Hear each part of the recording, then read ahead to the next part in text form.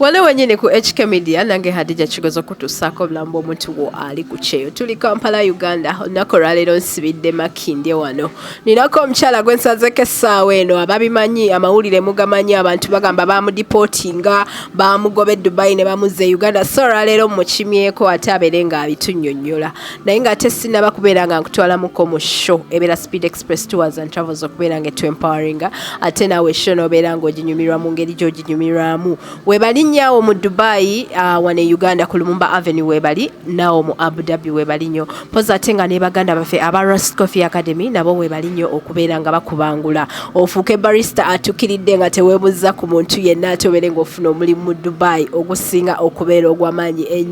ennyo ate nga gukusasula bulungi nnyo webali nyawo mu Dubai webali nnyo awo mu Abu Dhabi ate nga webali ne Kampala awe Najanankumbi. Tusimbudde nsanyusa okulaba. Dija. Dobozi lya kyankalanyemuko naye nga nange nsanyukidde ddala mukwano. Mbadde nkumisinga. Nange nkumisinze. Nasooka ne buzaale ngamba oba Nash yalagawa. Nga ndi wano wennyini emirimu gimpuuba.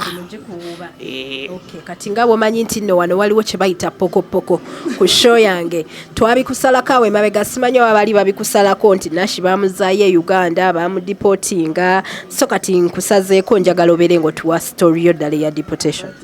Naye nga amanya nze Nash Glow nga bulijjo abadde bamisinga bannange abaana nga boogera Dubai kitunyumira. Naye nga mawulire mapya mato gange. Hadija mbadde Dubai emyaka kati 7. Nze muntu abadde Dubai nga buli omu amanyi story yange naliko omusawo nengenda mu barista nkoze emirimu egy'enjawulo okutuuka lwe nakola kampani yange. Kampani nenkula negejja nesukkako kuba sikyagisobola mu bufunze. Kati nalabanga eraluse. Egaziye buli wamu Nash afuuse Nash okitegeera akaali ka Nash nga gufuuse ku Nash nalina okudduka wano mu bwangu ddala nkole registrations nze nina okuregistaringa kampani eno nze si onza amala buli kimu kyova olaba nakwata bukwasi bakozi ne mbatereeza Dubai ne basigalayo nga bakola zaate nenziza nentereeza wano era nga njagala kubagamba twakoze edduuka eppya mu town ku Galilaya na wano era bukimu kyawedde bulungi nga bwe najja ku registaringa kati ababawolokosa banange enkomawo e Dubai binabaddeko byawedde very soon nzija era ayagala ekintu kyonna nze Nash sirekera ngaawo okuwa kintu ne bwokola order dakika 5 okifunirawo tekisula sivanko Dubai sidipotingibwako kuba nali neekozesa Hadija nali ku visa yange nali neekozesa era akaseera bwe kaatuka ndaba business yeetaaga okugulawo ebitebe e Uganda office buli kimu bakisangewo nalina okufuluma balina okwogera kuba bali tebakisikiriza nti Nash ali serious asimbudde ate tajjadda mabega so balina okwogera ate buli woofuna buli lwobeera ng'ofuuse wakabi subira ebigambo so mbufuzi oli wakabi so kati ku byogera e Dubai nze mbadde manyi nti noba oli awo bakukimako misinde teri yankima n'ekima kyali kinkakatako nzije mbateere offices nga bwe muziraba zitambula e Uganda mufune we munsanga. Okay, so kati emirimu gitambula giti emirimu mirungi alhamdulillah kyenyinza okugamba gitambula bulungi kiki oyinawo olwaleero kye tuba tutandikirako? Nina ebintu bingi nnyo Hadija nga bulijjo kati kansookere ku eno side ninamu abakyala babadde awo abantu baffe balina abantu baabwe nga balina ebirwadde ebibaluma Hadija era ekyo kitu ngenda kireeta katale nakyo tukigesta nga kyo kigendere mu process yaffe abalwadde b'omutima naleeta eddagala ly'abalwadde b'omutima gwe ng'olina omuntu wo oyina omwana ozadde omwana abakyala bajjajja baliyo nga balina obulwadde bw'omutima Hadija. Nash ovudde mu Bizigo n'ogenda mu ddagala ly'omutima? Nalireese kubanga nalina mama wange nga mulwadde nga nakatuuka wano tunonye tumutwala buli ddwaliro nawe twatuuka oluvannyuma ne tuzuula eddagala era ne likola ali bulungi nnyo asambira wagusana kukitegeera tuze tutestinga abantu nakatisinga abantu bamirundi ebinga eddagala ddungi ddagala ganda ddagala zo tunywa linywe tulinywe era nkuwa budomola naye eddagala ne likuzza engulu okugenda okwongereza ndeeta bannange ebyabasenga bintu byonna ndeeta baddiya bigambo bibe bitono mwetegereze munywere kuba sikyadda mabega ebya deportation sibitegeera obudde bonna Dubai mbasalako emirimu gigende maaso naye nga gwena oli Dubai oli Abu Dhabi oli Al-Mukwaini oli Shauja wonna wooli kola order yo obudde obwo olunaku olwo bakuleeterawo obintu byaffe nina ennamba emu yokka eya WhatsApp +971582762585 saagala okole order ku namba ndala endala ekubwako yeyo 0707 670302 ye Uganda zizi namba zenkozesa muntu wakola order afunirawo ekintu bannange abadde basubira okundipotinga tekikyasoka kyasobokanga luli naye kati buli kimu nkisobola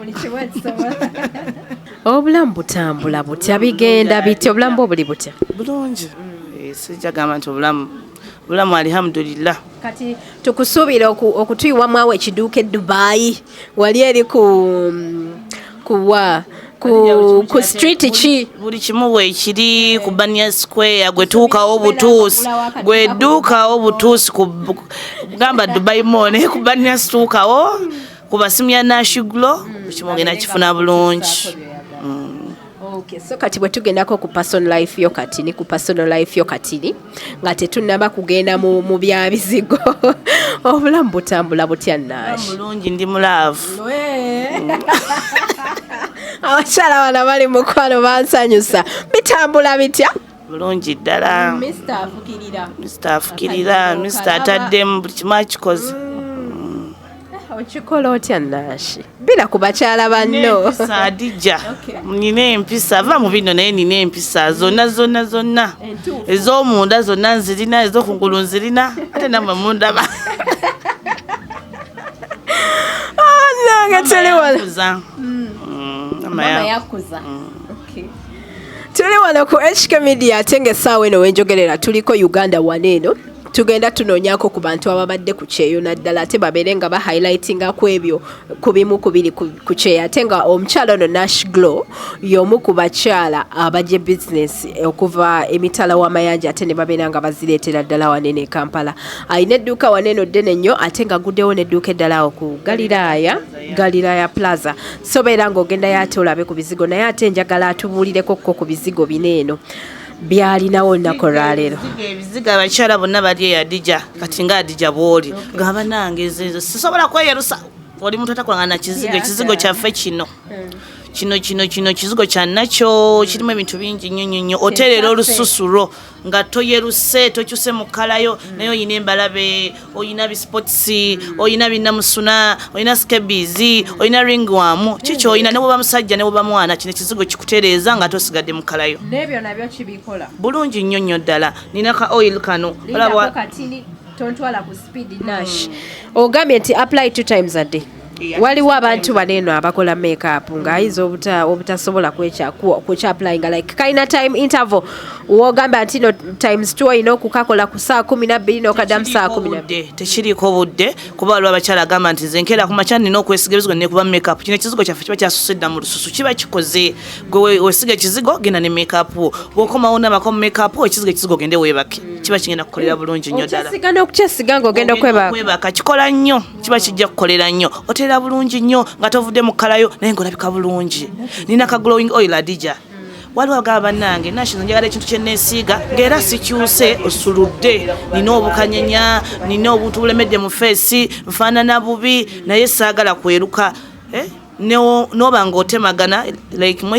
moisturizing ng'ate oglowinze keekana ka oil kakolako bulungi nnyo ddala noba ng'olabika bulungi ng'ale tokyuse oli eyo kadiye enkanyazo zitandise okwesika mu feesi yo kano ka oil kati omuntu eyesiga ka oil kano neyesiga ebizigo alina kubyesiga lumu oba alina katabula ebintu bino tebyetaaga kutabula kikozese nga bwe kiba kiri bwe nkuwa ekizigo kozesa ekizigo bwe nkuwa oil kozesa oil woba bitutte lumu wesiga ekizigo kimale teekako oil yabasembayo tolina kyoba otabula nakine waakyo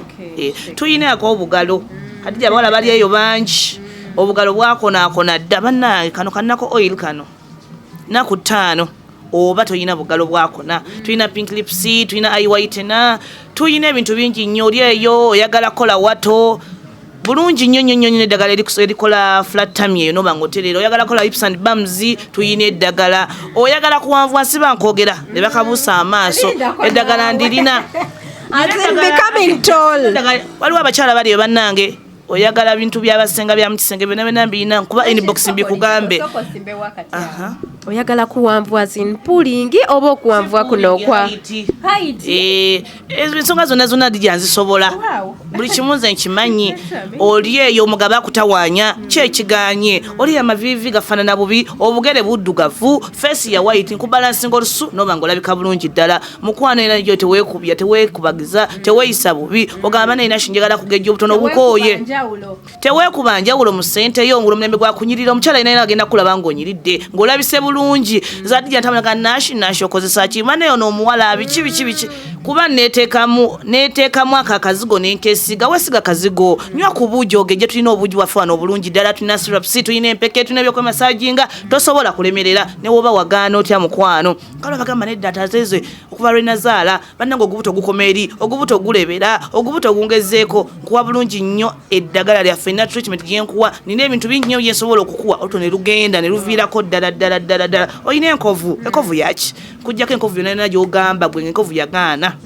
naye nga mugaba ayitiridde mu bakyala ebiseera bino Adija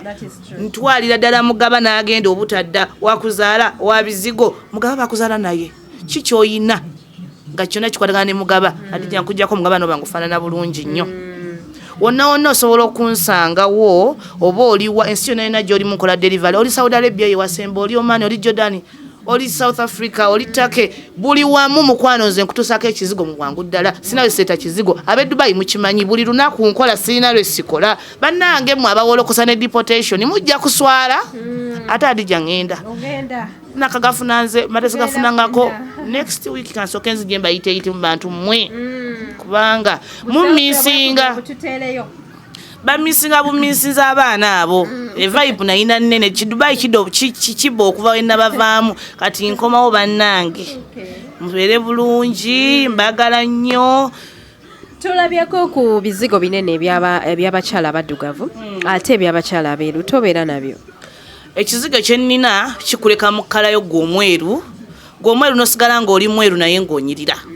oba badde nambalabe mu kkala y'enjeru nosigala ng'onyirira nga oli obadde otangalamu naye nga embalabe zikutabanya osulukuta buseeko osigala mu kkala ye ey'abeeru naye ng'onyirira yes. Okay guys, sigena kubeera nga mbariisaawo nnyo tetwagala tubeere nga ate tulwawo nnyo ono ye Nash Glow ate nga wali nnyo waneeno mu Kampala e Dubai wali nyaawo mbeere nga munoonyako mu Abu Dhabi abaana bali mu Russell Km eyo munzisa message naye bannange ennamba ya Nash Glow nga ngisaawo naye era omuntu ajja na inboxinga nze kennyini so olunaku olwaleero beera ng'ogisomako kaawo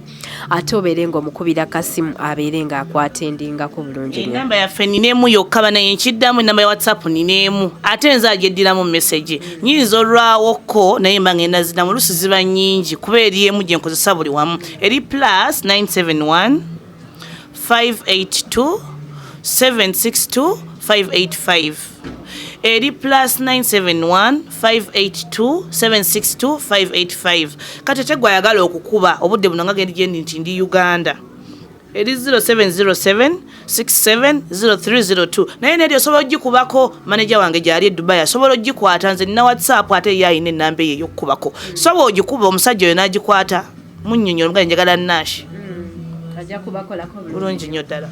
Alright guys, banange beera Speed Express Tours and Travels okubeera nga empowering ate nawe show nobeera ng'oginyumirwa buli wamu w'obeera oli webali nnyo mu Dubai webali mu Abu Dhabi ate nga ne wane Kampala webali nnyo awo ku Lumumba Avenue poza ate nga ne baganda baffe aba Roast Coffee Academy saagala baleka mabega bakubangula nobeera barista atukiridde webali nnyo mu Dubai mu Abu Dhabi webali ate nga ne wano e Uganda webali awe Najana Nkumbi beera HK Media no mwala ali eyo ngoyagala kusoma bizigo Nash akuyigiriza ebizigo bannange wendi temugana okujja yagaliza ofune banaye ngena baagalizaamu ngenda kuyiga nga bwenkikola namwe mutandika okukikola abagala twekulaakulanye guno omulembe gwaffe abawala kwefaako obuteereka mabega neyanziza nnyo webale nnyo Adija kujja